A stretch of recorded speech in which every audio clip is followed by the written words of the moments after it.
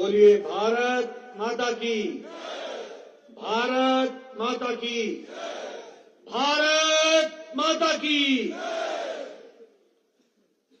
आज के इस विशाल कार्यक्रम में मंच पर उपस्थित हमारे पार्टी के जुझारू और यशस्वी अध्यक्ष डॉक्टर राजीव बिंदल जी, हमारे पूर्व मुख्यमंत्री और नेता प्रतिपक्ष वर्तमान में श्री जयराम ठाकुर जी, हमारे प्रभारी श्रीकांत शर्मा जी, हमारे सह प्रभारी संजय टंडन जी, हमारे लोकसभा में साथी और पूर्व में मंत्री मेरे छोटे भाई अनुराग ठाकुर जी, यहाँ के लोकप्रिय सांसद श्री सुरेश कश्यप जी, कांगड़ा के सांसद राजीव भारद्वाज जी, बहन इंदु गोस्वामी जी,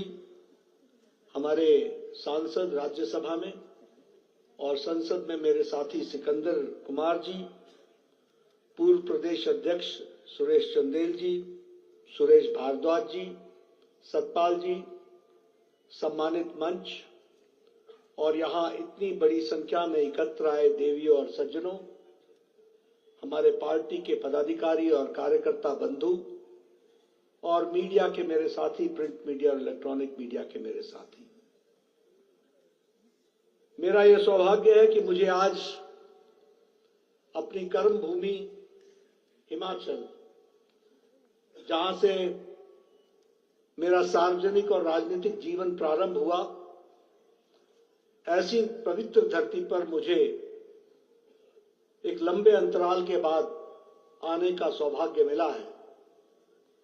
और जब मैं यहां आया हूं तो अपने थोड़ा पीछे और दाहिने की तरफ मां तारा देवी को नमन करता हूं और उनसे आशीर्वाद मांगता हूं।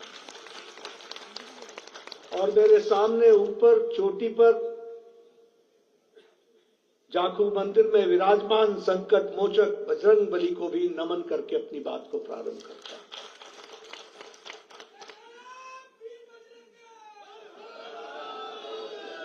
आप सब लोगों ने जिस हर्ष उल्लास उमंग ऊर्जा के साथ मेरा और मेरे साथियों का स्वागत किया है, सबसे पहले तो मैं उसके लिए आपको अपनी ओर से और पार्टी के कार्यकर्ताओं की तरफ से बहुत बहुत धन्यवाद देता हूं। बहुत बहुत धन्यवाद।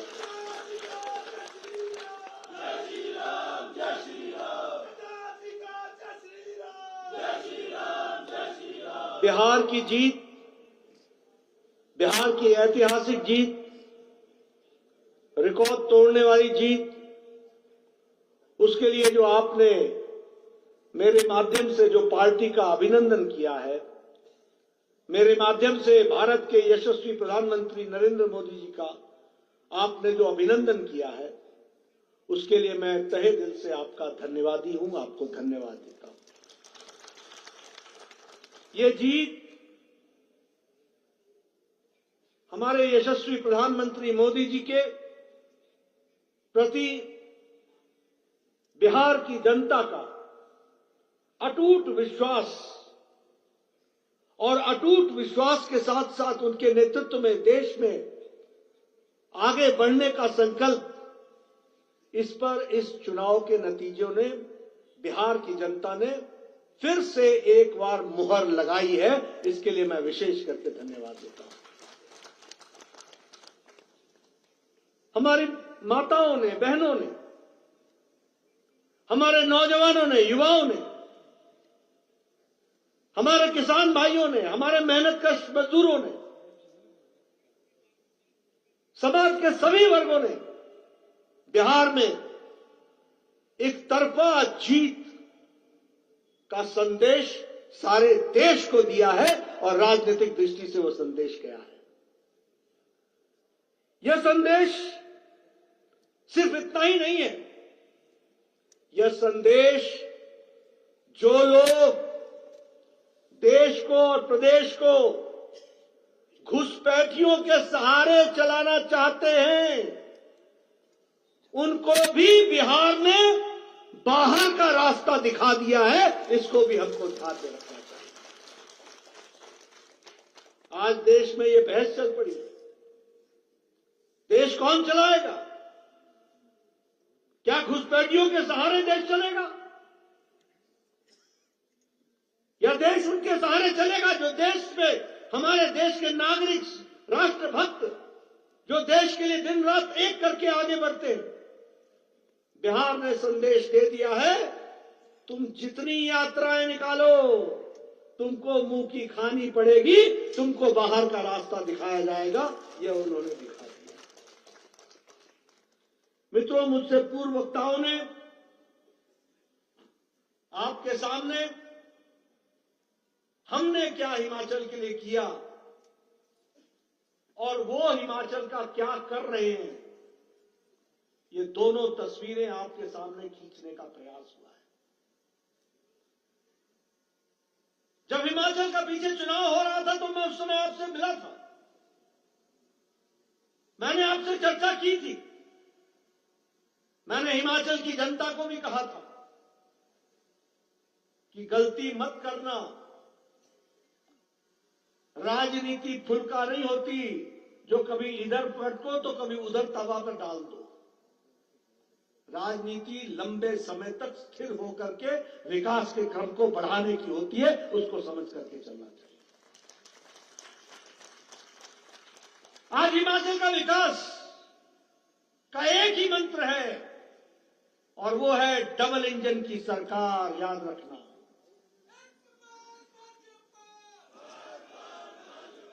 गाड़ी में एक तरफ पहिए होंगे और एक तरफ नहीं होंगे तो गाड़ी चलेगी नहीं। और मैं इसलिए नहीं कह रहा हूं कि हमारी विरोधी सरकार है, मैं इसलिए कह रहा हूं कि हमारे यहां बैठे हुए लोग मोदी जी के नेतृत्व में नियतन हिमाचल को आगे ले जाना चाहते हैं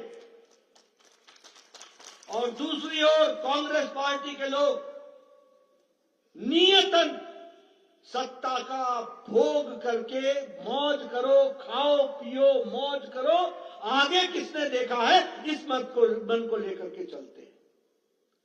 इसलिए हमारा मेल बैठ नहीं सकता। ये दूसरे किस्म की सरकारें हमारे साथ चल नहीं पाएंगी और मैं आगे आंकड़ों के साथ आपको बताऊंगा। सिर्फ मैं इसलिए नहीं बोल रहा हूं कि मुझे बोलना है क्योंकि मैं राजनीतिक दृष्टि से भारतीय जनता पार्टी का अध्यक्ष हूं। मैं इसलिए बोल रहा हूं कि हिमाचल की जनता को जहन में रखना होगा और इसकी चर्चा मैं आगे चल करके करने वाला हूं। आज मैं आप सबको इस बात के लिए भी बधाई देना चाहता हूं कि आज मुझे सौभाग्य मिला है कि शिलान्यास करके भूमि पूजन करने का और हिमाचल को, शिमला को एक भव्य पार्टी के कार्यालय का भूमि पूजन का सुअवसर मुझे मिला। इसके लिए मैं बहुत बहुत धन्यवाद देता हूं और बहुत बहुत बधाई देता हूं। मित्रों, प्रधानमंत्री मोदी जी ने कहा है कि हमारे कार्यालय अच्छे सुसज्जित होने चाहिए, मॉडर्न फैसिलिटीज से इक्विप्ड होने चाहिए, हमारे कार्यकर्ताओं को वहां रिसर्च करने का मौका मिले, सोशल मीडिया को हम अलग से स्थान दें, हमारे रिसर्च की ट्रेनिंग का सेंटर बने, मंथन हो और इसलिए हर आधुनिक सुविधा के साथ कार्यालय बनाने की योजना उन्होंने हम सबके सामने रखी थी। मुझे बताते हुए खुशी हो रही है कि 787 कार्यालय बनाने का हमने लक्ष्य रखा। जहां जहां हमारा काम है वहां जिले में हमने पार्टी के कार्यालय का 787 का लक्ष्य रखा। 617 कार्यालय बन चुके हैं, जिसमें हिमाचल प्रदेश के भी 9 कार्यालय बन चुके हैं। और आगे चल करके 16 कार्यालयों में काम चल रहा है, यानी बचे हुए 11 कार्यालयों में काम चल रहा है। बहुत तीव्र गति से वहां भी कार्यालय बनेंगे।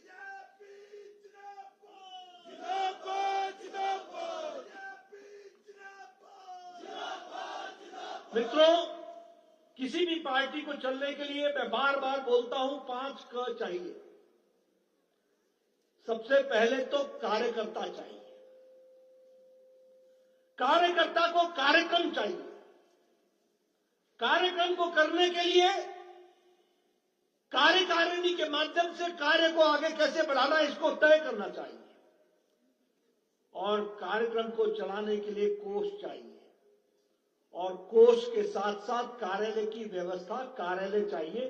5 क चाहिए।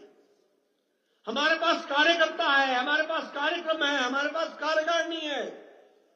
आप सबके आशीर्वाद से कोष के माध्यम से कार्यालय बनने का तैयारी चल रही है, इसको भी हमको समझना चाहिए। और ये कार्यालय नहीं है, ये संस्कार केंद्र है। यहां से देश के प्रति समर्पित होकर के किस तरीके से हमको आगे बढ़ना है, जनता की कैसे सेवा करनी है, जनता को किस तरीके से सेवा करते हुए देश को आगे ले जाना है, और जनता की सेवा करते करते भारत को विकसित राष्ट्र बनाना है, इस संकल्प को पूरा करने के लिए इन कार्यालयों का उपयोग करना है। और उसके लिए अपने संस्कारों को और अच्छा बनाने का कार्यालय भी माध्यम बनता है, इसको हमको समझना है।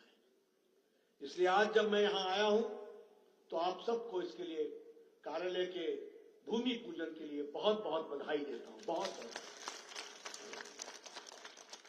अनुराग जी ने कहा कि पहले कार्यालय बनेगा या सरकार बनेगी। मेरा पार्टी से कहना है और आप कार्यकर्ताओं से कहना है कि दोनों ही समयबद्ध तरीके से बनना है, इसको हमको तय करना है। इसलिए दोनों ही समय पर बने, इसकी हमको चिंता करनी है। मित्रों, कुछ बातें हम आपके ध्यान में लाना चाहते हैं। भारत की राजनीति पिछले 11 वर्ष में बदल गई है। 11 वर्ष पहले यूपीए की सरकार में, कांग्रेस के नेतृत्व में, सरकार का मतलब क्या होता था? सरकार सबके माध्यम से बनती थी, लेकिन सबके माध्यम से बनने के बाद सरकार किसी एक जाति की हो जाती थी, सरकार किसी वर्ग की हो जाती थी, सरकार किसी मजहब की हो जाती थी, सरकार कभी किसी के परिवार की हो जाती थी। आशीर्वाद सबका लेते थे, लेकिन सरकार जाति में बंट जाती थी, सरकार समाज में बंट जाती थी, सरकार वर्ग में बंट जाती थी, और सरकार एक परिवार और जाति में सीमित हो जाती थी। प्रधानमंत्री मोदी जी ने देश की राजनीति की संस्कृति बदल डाली है, और यह हमारा सौभाग्य है कि आजाद भारत में हम एक नई संस्कृति में देश की सेवा के लिए विकसित भारत के लक्ष्य को लेकर के चल रहे हैं। यह हमारा सौभाग्य है। आज हम क्यों सरकारें बार बार बना रहे हैं, क्यों एंटी इनकम्बेंसी नहीं होती है, क्यों प्रो इनकम्बेंसी होती है? इसलिए क्योंकि हम लोगों के लिए जीते हैं। मोदी जी के नेतृत्व में हम लोगों की सेवा के लिए आते हैं।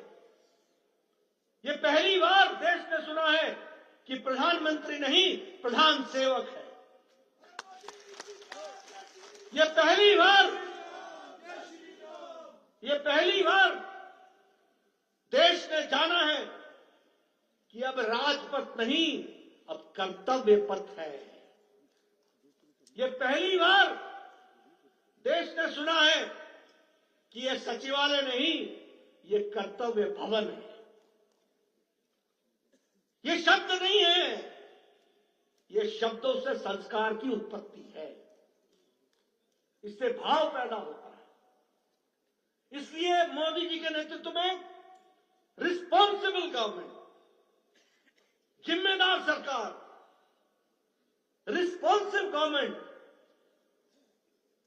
जो रिस्पॉन्स करती है, अकाउंटेबल गवर्नमेंट जो जवाबदेह है, रिपोर्ट कार्ड की सरकार जो अपने काम को लेकर के जनता के बीच में जाती है और छाती ठोक के बोलती है ये कहा था, ये किया है, जो नहीं कहा था वो भी करके दिया है, ये हमारा लक्ष्य बनता है। ये पुरानी राजनीति जातिवाद की राजनीति, पुरानी ये यूपीए की राजनीति तुष्टीकरण की राजनीति, यूपीए की राजनीति भाई भतीजा की राजनीति, यूपीए की राजनीति समाज को खंडित करो और राज करो, और हमारी राजनीति जवाबदेह सरकार, जवाबदेह। ये संस्कृति हमने बदल डाली है और इसीलिए आज जो है वो रिपोर्ट कार्ड की पॉलिटिक्स हो रही है। आपने बिहार की चर्चा की, मैं बिहार की चर्चा के पहले आपको याद दिलाना चाहता हूं, सब लोगों ने एक मत से कहा था कि हरियाणा में तो कांग्रेस आएगी। पत्रकार भाइयों ने भी और राजनीतिक पंडितों ने भी यही भविष्यवाणी की थी। मैं याद इसलिए दिला रहा हूं क्योंकि आप भूल जाते हैं और आपको याद दिलाना मेरी जिम्मेवारी बनती है। मैं हरियाणा का मैनिफेस्टो को रिलीज करने के लिए गया था। पत्रकारों ने बहुत उदासीन भाव से पूछा था कि ये जो आप मैनिफेस्टो रिलीज कर रहे हैं, ये सच में आपको मौका मिलेगा क्या? एक तरीके का व्यंग था। मैंने कहा तुम भी यही हो, हम भी यही हैं, और चुनाव के नतीजे का दिन आएगा, उस दिन मेरे से बात करना। और हरियाणा में तो और छोड़िए, कांग्रेस पार्टी ने भी लड्डुओं का ऑर्डर कर दिया। हुड्डा साहब ने तो घोड़ों को भी निमंत्रण दे दिया और वो बग्गी तैयार हो गई।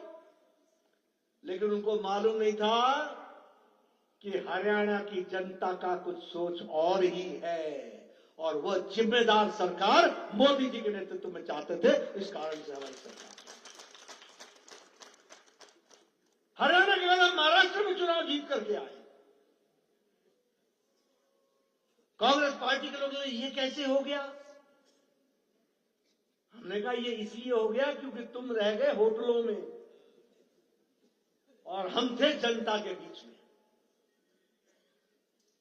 और जब बिहार की बारी आई तो आपको पता ही है, मैंने पहले बताया कि ऐतिहासिक जीत मोदी जी के नेतृत्व के प्रति और नीतीश कुमार के सुशासन के प्रति समर्पण के साथ बिहार की जनता ने हमें आशीर्वाद दिया है। और हमारा मंत्र क्या है? सबका साथ, सबका विकास, सबका विश्वास, सबका प्रयास। और आप सबसे भी मैं यही कहना चाहता हूं, हमारी सरकार फिर से बनेगी, हमारी सरकारें फिर से चलेंगी। इस मंत्र को हमेशा याद रखना, सबका विकास, सबका प्रयास, सबका विश्वास, सबका, इसको लेकर के हमने चलना है और इसी को लेकर के हमने आगे बढ़ना है। मित्रों, एक बात की हमको गर्व करना चाहिए। आज देश में सारी राजनीतिक पार्टियां, मैं बहुत जिम्मेवारी के साथ बोल रहा हूं, सारी राजनीतिक पार्टियां आज सत्ता को लोलुपता में पूर्णतः डूबी हुई है। सत्ता चाहिए, पावर चाहिए, किस लिए चाहिए मालूम नहीं। वैचारिक दृष्टि से सारे राजनीतिक दलों की वैचारिक शून्यता आ गई है, कोई आइडियोलॉजी नहीं है। कांग्रेस पार्टी ने तो पूरा 360 लगा दिया, from centre to right, from right to left, पूरा घूम गए। किसी के साथ भी कहीं का भी समझौता, कोई पार्टी नहीं रही है जो विचारों पर चलने वाली पार्टी है। लेकिन हम छाती ठोक कर कह सकते हैं कि भारतीय जनता पार्टी है जो विचारनिष्ठ पार्टी है, विचारों के प्रति समर्पित पार्टी। यही कारण है कि 1952 में श्यामा प्रसाद मुखर्जी ने धारा 370 के खिलाफ कहा था, एक देश में दो निशान, दो विधान, दो प्रधान नहीं चलेंगे। 5 पीढ़ी खप गई, 5 पीढ़ी। इस नारे को हमने नहीं छोड़ा और 2019 के 6 अगस्त को मोदी जी के नेतृत्व में अमित भाई की रणनीति ने धारा 370 को पार्लियामेंट में धाराशाही कर दिया। यह हमारे सामने है। यही पालमपुर में हमने कहा था 1989 में कि हम राम मंदिर का रास्ता प्रशस्त करेंगे। हमारी खिल्ली उड़ाई गई, हमारा विरोध हुआ, हमारे लोग जेल में गए, हमारे नेता जेल में गए। हमने धैर्य नहीं खोया और हमने कहा था कि हम कानून हाथ में लेकर के नहीं बनाएंगे, 140 करोड़ के देशवासियों के सहमति से बनाएंगे और नियम और कानून के तहत बनाएंगे। और आपको मालूम है, हमें हेठी होती थी, हमारी उपासना होती थी। हमें कहते थे रामलला हम आएंगे पर तिथि नहीं बताएंगे, लेकिन हम डटे रहे।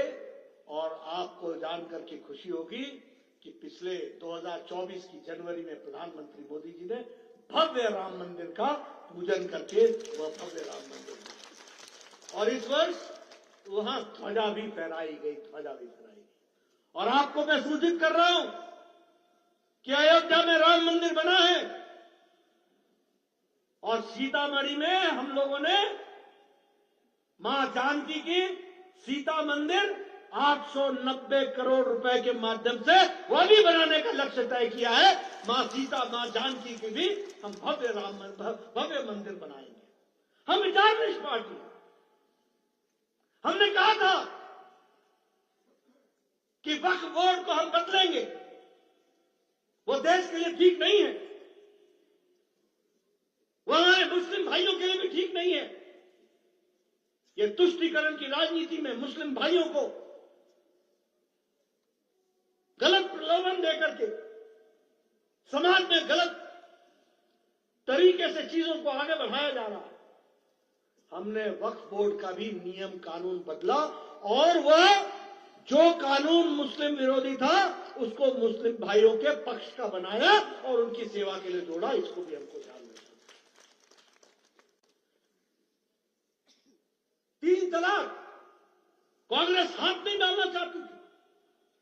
हमारी मुस्लिम बहनें तड़प रही थी, मुसीबत में थी, तकलीफ में थी, बोलने की ताकत नहीं थी। कोर्ट में गए थे, कोर्ट ने फैसला करके दिया था कि 3 तलाक को समाप्त करो। और आप सबके माध्यम से मैं भारत की जनता और हिमाचल की जनता को बताना चाहता हूं, 3 तलाक पाकिस्तान में नहीं है, 3 तलाक बांग्लादेश में नहीं है, 3 तलाक अफगानिस्तान में नहीं है, 3 तलाक इंडोनेशिया में नहीं है जो मुस्लिम बहुल देश है, 3 तलाक सीरिया में नहीं है, 3 तलाक ईरान में नहीं है, 3 तलाक इराक में नहीं है। ये सब मुस्लिम देश है, संविधान से मुस्लिम देश है। यहां 3 तलाक नहीं था। और हमारे यहां धर्मनिरपेक्ष भारत, सेक्युलर भारत, यहां 3 तलाक चल रहा था। आपने हमें ताकत दी मोदी जी के नेतृत्व में, 3 तलाक को भी समाप्त करके मुस्लिम बहनों को आजाद कराने का काम किया तो नरेंद्र मोदी की सरकार ने। इसलिए हम विचारनिष्ठ पार्टी हैं। और उसी तरीके से अगर मैं बात करूं तो हम देश के हित के लिए हम समझौता नहीं करते, हम कॉम्प्रोमाइज नहीं करते। अभी वंदे मातरम पर 150 साल की बहस लोकसभा और राज्यसभा में हुई है।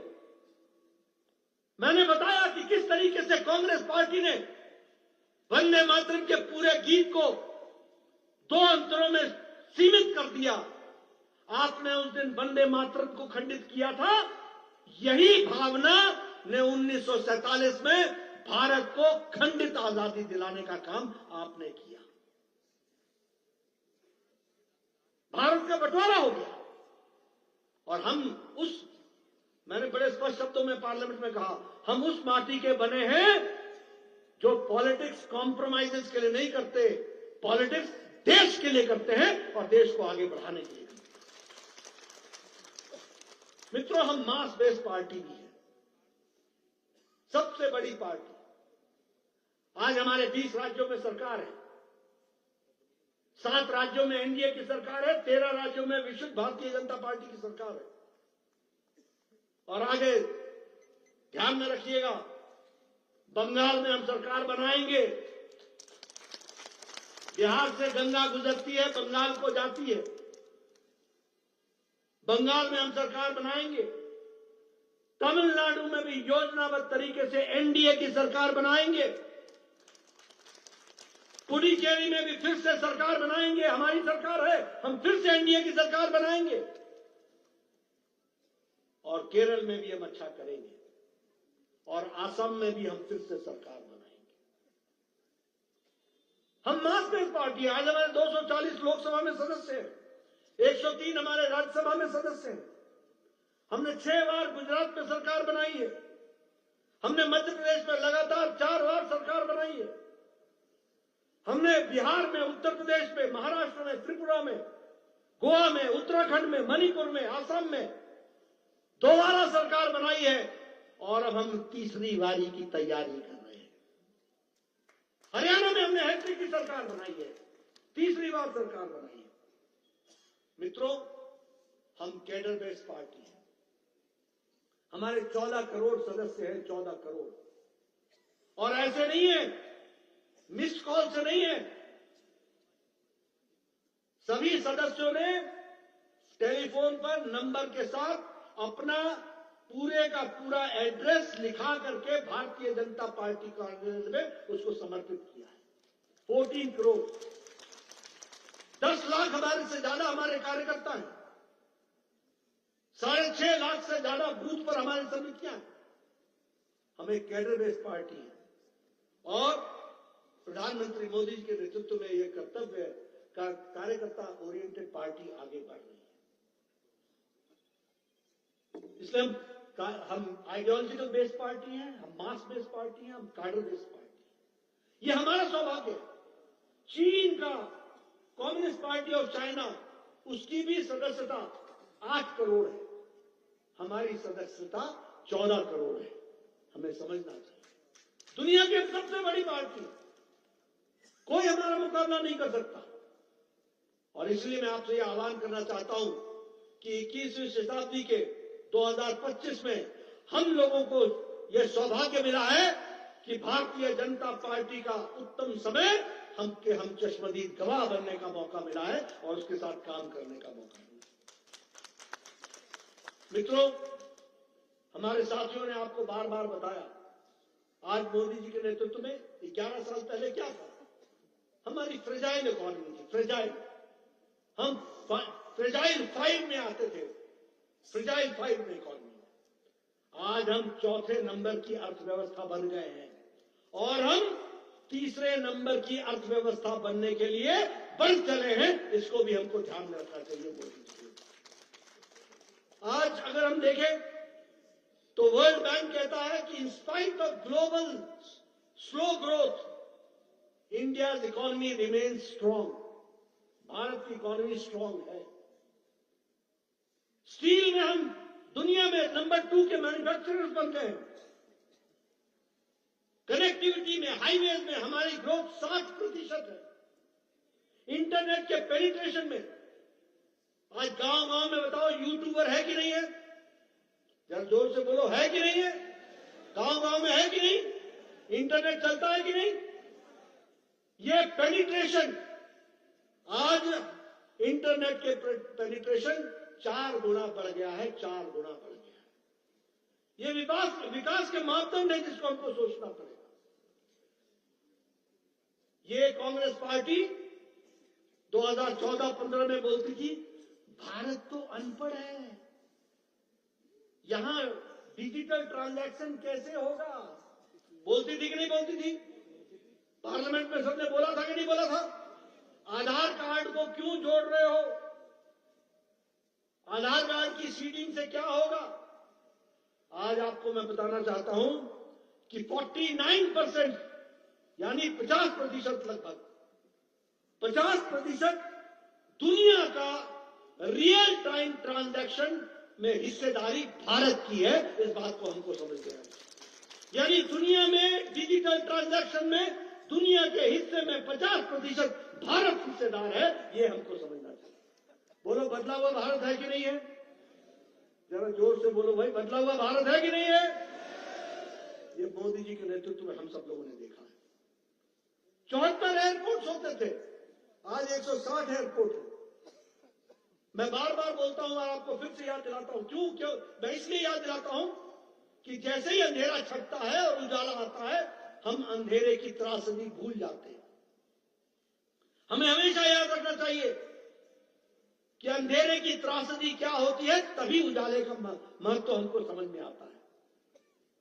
आपके हाथ में जो टेलीफोन 10 साल पहले होता था, उस पर लिखा होता था मेड इन चाइना, उस पर लिखा होता था मेड इन ताइवान, उस पर लिखा होता था मेड इन इंडोनेशिया, उस पर लिखा होता था मेड इन जापान। आज आपके हाथ में जो मोबाइल है, उस पर लिखा है made in India. 99.2% mobiles are being manufactured in India, Bharat.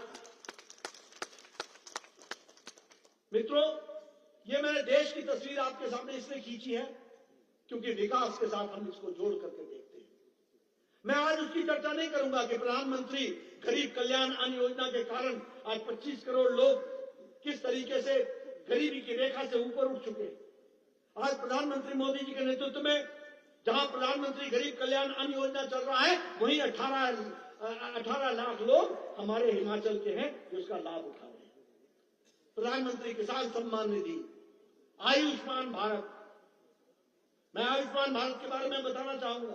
यहां सब बैठे लोग इंक्लूडिंग मी, हम भी आज से 20 साल पहले, 10 साल पहले हम किसी को कैंसर हो जाए तो मुख्यमंत्री और प्रधानमंत्री को गुहार लगाते थे। आज 62 करोड़ लोगों को मोदी जी ने 5 लाख रुपए का हेल्थ कवरेज हर साल के लिए दिया है और गंभीर बीमारी से जुड़ी। स्वच्छता अभियान, इज्जत घर, हर तरीके से, चाहे हिमाचल हो चाहे देश हो, दुनिया की देश की तस्वीर बदली है। लेकिन मैं एक बात देखता हूं, एक बार बार ये चर्चा चलती है, केंद्र हमारा ख्याल नहीं रख रहा, केंद्र हमारा ख्याल नहीं रख रहा, केंद्र हमारी चिंता नहीं कर रहा। मैंने सुखविंदर सिंह जी से पूछा एक दिन, आपका क्या ख्याल रखना बाकी रह गया, जरा मुझे समझाओ। कौन सी आपकी बात पूरी नहीं की है? ये इस तरीके से हिमाचल के भोले भाले लोगों को गुमराह करने का क्या अपने हाथ में पकड़ रखा है? मेरा उल्टा चार्ज है और मैं आंकड़ों के साथ साबित करूंगा कि आप जो आपको हमने पैसे दिए हैं, वो पैसे का दुरुपयोग हुआ है। नंबर 1, वो पैसे जिन बातों के लिए लगने चाहिए थे वो नहीं लगे हैं। और तीसरी बात, बड़ी मात्रा में भ्रष्टाचार भी हुआ है, बड़ी मात्रा। मैं याद दिलाना चाहूंगा और मैं आंकड़ों के साथ आया हूं और मैं चाहता हूं पत्रकार भाई नोट कर लें। 2023 में आपके यहां त्रासदी आई थी। मैं 10 जुलाई को आया था 2023 को। जयराम जी मेरे साथ थे, अनुराग जी आप भी मेरे साथ। मंडी के टूटे हुए नेशनल हाईवे के साइड में खड़े होकर के मैंने प्रेस से कहा था कि आज भारत सरकार की तरफ से, प्रधानमंत्री मोदी जी की तरफ से हम 180 करोड़ 40 लाख रुपए आपको देते हैं। ये मैंने 10 जुलाई को कहा था। 14 जुलाई 2023 को हमने फिर से 180 करोड़ 40 लाख फिर से दोबारा दिया। 1 अगस्त 2023 को हमने फिर से आपको 400 करोड़ रुपए दिए थे। हमने अगस्त 7 को 2023 को 179 करोड़ रुपए फिर से आपको दिए थे। हमने 20 अगस्त 2023 को 200 करोड़ रुपए फिर दिए थे। हमने 12 दिसंबर को 2023 को 633 करोड़ रुपए आपको दिए थे और इस साल 2025 में 18 जून को 2006 करोड़ रुपए आपको दिए हैं। अगर मैं इसको टोटल जोड़ूं तो आपको 3,789 करोड़ रुपए दिए गए हैं। क्या है ये? क्या है ये? मैं आंकड़े रख रहा हूं आपके सामने, मैंने आंकड़े पढ़े। ये हिमाचल की भोली भाली जनता को गुमराह कर रहे हो? क्या नहीं दिया आपको? और प्रधानमंत्री मोदी जी के लिए तो हिमाचल सबसे आगे है और सबसे ऊपर है, इस बात का हम सब लोग जानते हैं।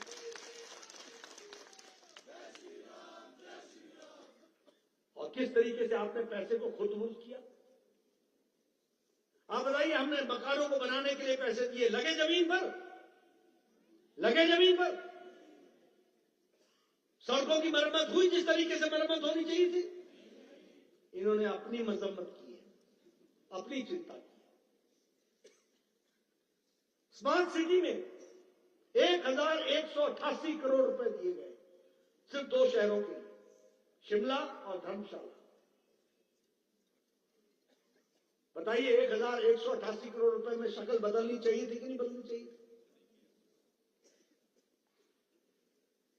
अगर मैं बात करूं तो 75 हिमाचल के वाइब्रेंट विलेज को डेवलप करने के लिए अलग से पैसे दिए गए। और आज हमारे अनुराग जी हमेशा रेल मंत्रालय के साथ जूझते रहते हैं और वंदे भारत अंब अंदौरा न्यू दिल्ली, हमारे 4 नए 2 हेलीपोर्ट बने हैं मंडी के और रामपुर का, और उसी तरीके से हमारे अमृत भारत स्टेशन में शिमला, अंब, बैजनाथ, पपरोला, पालमपुर ये जोड़ा गया है। ये सारे रेलवे स्टेशन एयरपोर्ट से कम नहीं होंगे, इस तरीके का एयरपोर्ट, इस तरीके का रेलवे स्टेशन बन रहा है। अगर हम बजट की बात करें तो आपको 12 लाख रुपए पर इनकम टैक्स में छूट दी गई है और इस छूट के कारण हिमाचल प्रदेश में रहने वाले 1.5 लाख लोगों को आज कर से मुक्त हो गए हैं, कर मुक्त हो गए हैं, सरकारी नौकरी में रहते हुए भी। यह भी हमको समझना चाहिए। अभी चर्चा कर रहे थे जयराम जी और अनुराग जी, चंबा मेडिकल कॉलेज हो, नाहन मेडिकल कॉलेज हो, हमीरपुर मेडिकल कॉलेज हो, मंडी मेडिकल कॉलेज हो, किसने खोले ये मेडिकल कॉलेज? घुमारवी का मदर एंड चाइल्ड सेंटर हो, नूरपुर का मदर एंड चाइल्ड सेंटर हो, सुंदरनगर का मदर एंड चाइल्ड सेंटर हो, मंडी का कैंसर केयर सेंटर हो, हमारी शिमला में चमियाना में बना हुआ जो नया सुपर स्पेशलिटी ब्लॉक है, किसने दिए पैसे? किसने बनाए? किसने ये पैसे खर्च किए? सब केंद्र सरकार के द्वारा हुआ। आप बताइए, ऊना में Indian institute of information technology बन रहा है कि नहीं बन रहा है? आप बताइए, सिंगरौर में इंडियन इंस्टीट्यूट ऑफ मैनेजमेंट बना कि नहीं बना? Central institute for petrochemical engineering and technology खुला कि नहीं खुला? बिलासपुर में हाइड्रो इंजीनियरिंग कॉलेज चल रहा है कि नहीं चल रहा है? बिलासपुर में all India institute of medical sciences बन करके तैयार होकर के चल रहा है कि नहीं चल रहा है? अगर मैं बात करूं बल्क ड्रग पार्क का, तो उसने वो भी देश के नक्शे पर आया, हिमाचल प्रदेश। शिमला से धर्मशाला के 4 लेन का काम चल रहा है कि नहीं चल रहा है? अगर मैं बात करूं नालागढ़ के मेडिकल डिवाइस पार्क, तो उसको हमने खोला और उसको आपने लौटा देने का काम किया है, ये आपके तगमे है। ड्रग टेस्टिंग फैसिलिटी ये भी हमने बद्दी में खोला है। तो हर तरीके से विकास को साथ हिमाचल को जोड़ने का काम हम सब ने किया है। मैं यहां ये भी आपको बताना चाहता हूं और आप फिर आगे मेरे पत्रकार भाई नोट कर लें, पैसे की कोई कमी नहीं है, कोई कमी नहीं है। जब मांगा तब दिया और जब मांगेंगे तब देंगे। लेकिन इतना तो मैं भी आशा करता हूं कि कम से कम एहसान फरामोश तो मत हो, धन्यवाद तो दो।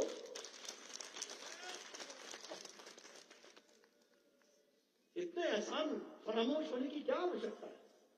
हम हिमाचल की जनता के लिए काम कर रहे हैं, हम एहसान नहीं कर रहे। यह हमारा कर्तव्य है, यह हमारी जिम्मेवारी है।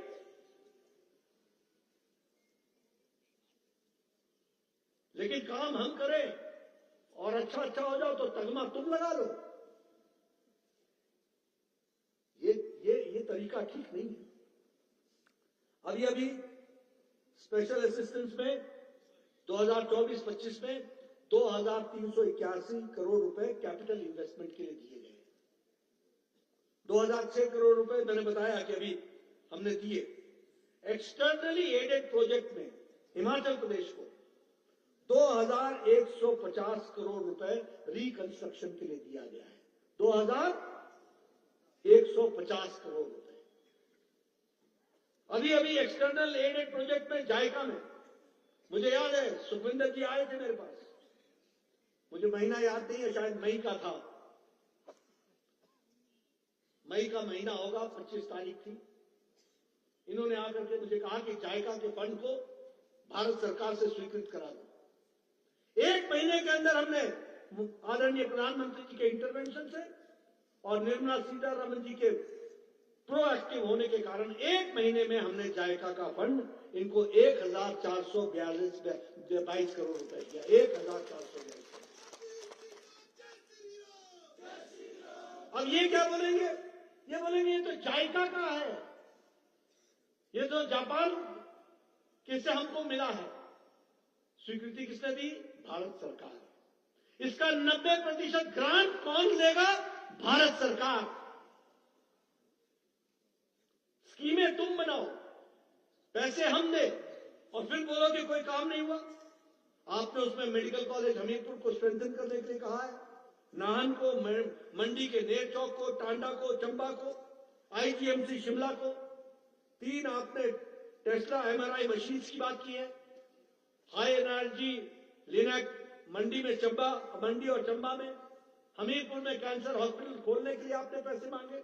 आपको सब चीज के लिए पैसे दिए गए हैं, ये आपको ध्यान में रखना चाहिए। मैं बताना चाहूंगा आपकी इनकॉम्पिटेंस, अब मैं इनकॉम्पिटेंस पर आ रहा हूं और मेरे पत्रकार भाई नोट कर लें, अकर्मण्य सरकार कैसी है। 2022 में आपको हमने पीएम अभी प्रधानमंत्री Ayushman Bharat health infrastructure mission में आपको हमने पैसे दिए, और पैसे किसके दिए? 14 क्रिटिकल केयर ब्लॉक बनाने के लिए जो अप्रूव करके दिया। अभी तक एक भी नहीं बना है। कितने दिए? 14 क्रिटिकल केयर ब्लॉक। हमने 12 इंटीग्रेटेड पब्लिक लैब के लिए आपको पैसे दिए, अभी तक एक भी नहीं बना है। आपको हमने 73 ब्लॉक प्राइमरी हेल्थ यूनिट्स के लिए आपको पैसे दिए, अभी तक एक भी नहीं बना है। और 15th फाइनेंस कमीशन में, 15वें फाइनेंस कमीशन में आपको 521 करोड़ रुपए दिए। 15th फाइनेंस कमीशन समाप्त होने को आ गया, आपने सिर्फ 50% ही अभी तक खर्च किया है। बोलिए, ये सरकार है? बोलिए, ये ऐसी सरकार रहने देनी है क्या? रहने देनी है क्या? ये काम करने वाली सरकार है क्या? ये इनका लेखा जोखा है जो आपके सामने में था। बल्क ड्रग फार्मा पार्क के लिए हमने 1000 करोड़ रुपए दिए, 1000 करोड़ रुपीस। 225 करोड़ रुपए रिलीज भी कर दिए। अभी तक इससे सिर्फ 52 करोड़ रुपए खर्च हुए, सिर्फ 52 करोड़ रुपए खर्च। मेडिकल डिवाइस पार्क के लिए हमने 100 करोड़ रुपए दिए। इनको 30 करोड़ रुपए हमने पहली इंस्टॉलमेंट भी भेज दी। इन्होंने कहा ना बाबा ना, हमसे नहीं होता है, वापस ले जाओ। बोलो, ऐसी सरकार चाहिए क्या? ऐसी सरकार को रहने देना है क्या? मैं बताना चाहूंगा कि यह टोटल मिसमैनेजमेंट है, टोटल मिसमैनेजमेंट है। और यहां जो आपकी ट्रेजरी है, ये कभी कभी खुलती है, वैसे सदा बंद रहती है।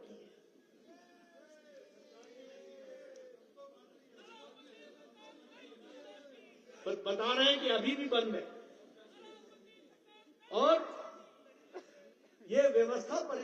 करने चले थे। बिल्कुल सही कहा।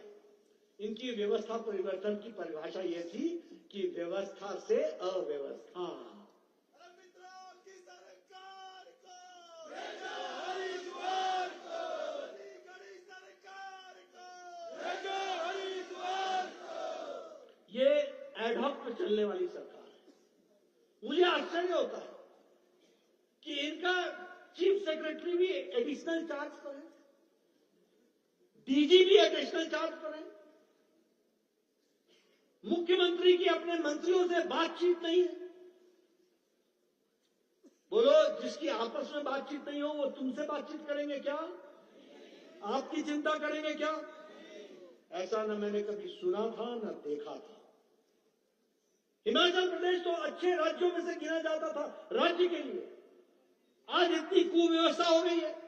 और मैं दावे के साथ बोलना चाहता हूं, 3 साल में सुक्खू जी ये बताएं कि उन्होंने कोई बड़ी स्कीम लेकर भारत सरकार को कोई प्रोजेक्ट दिया हो, एक भी प्रोजेक्ट दिया हो। यहां बैठे हैं सभी एमपी, बताइए किसी कोई प्रोजेक्ट लाए हैं? प्रदेश सरकार लाई है? एक भी नहीं लाई है। और मैं फिर बोलता हूं, अभी आपके 2 साल रह गए हैं, अभी भी ले आना, हम जरूर उस पर प्रधानमंत्री मोदी जी का आशीर्वाद मिलेगा, ये विश्वास आपको दिलाते हैं। मित्रों, इसलिए मैं एक ही बात आपको कहने आया हूं, आपका ज्यादा समय नहीं लूंगा, लेकिन निवेदन करना चाहता हूं। राजनीति समय को पहचान करके चलने वाली होती है। समय की आवश्यकता को पहचानने की जरूरत होती है। आज हिमाचल को फिर से डबल इंजन की सरकार चाहिए। जो हम पैसे भारत सरकार की ओर से हिमाचल प्रदेश को देना चाहते हैं और दे रहे हैं, वो जमीन पर लगना चाहिए। वो एक दूसरे के दोषारोपण में नहीं जाना चाहिए। और विकास की एक नई कहानी हिमाचल में भी बहनी चाहिए। आने वाले समय में निश्चित रूप से हिमाचल प्रदेश की सेवा में मोदी जी के नेतृत्व में भारतीय जनता पार्टी पूरी ताकत के साथ और आप कार्यकर्ताओं के माध्यम से पूरी ताकत के साथ लगेगी और हिमाचल को विकसित हिमाचल की ओर बढ़ाने में हम पूरा योगदान करेंगे, इस बात का विश्वास रखते हैं। लेकिन मैं चाहूंगा कि आप समाज में, अपने गांव में, अपने कस्बे में, अपने इलाके में इस बहस को जरूर छेड़ें कि एक तरफ मोदी जी हिमाचल को भरपूर आशीर्वाद देने के लिए बैठे हैं और दूसरी तरफ कांग्रेस पार्टी जो उस आशीर्वाद को लेने के पात्र ही नहीं बन पा रही है। इसलिए समय बदलाव की है, व्यवस्था परिवर्तन की तो बात होती ही है, लेकिन व्यवस्था परिवर्तन के साथ साथ हिमाचल में सत्ता परिवर्तन भी होना चाहिए, इसकी हमको चिंता करनी पड़ेगी। मुझे पूरा विश्वास है कि आप इसको पूरा करेंगे। आपका ज्यादा समय न लेता हुआ बहुत बहुत धन्यवाद। जय भारत, जय हिमाचल।